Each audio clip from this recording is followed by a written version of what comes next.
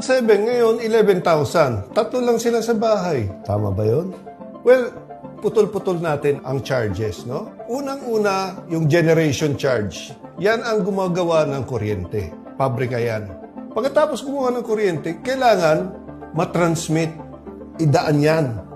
Yung kuryente, idaan papunta sa inyo. Yun ang tinatawag na transmission. So, generation, transmission. Tapos, merong tinatawag na distribution. Si Meralco, in charge lang yan sa distribution. Pero, kargado na ang generation charge, kargado na ang transmission charge. Yun lang dapat sana ang i-charge ng gobyerno sa mamamayan natin. Pero ano pa nangyayari? May mga ibang charges na pinapatong nila. Bakit pa pinapasa nyo sa konsumante? May pera naman ng gobyerno. Nagbabayad naman tayo ng taxes.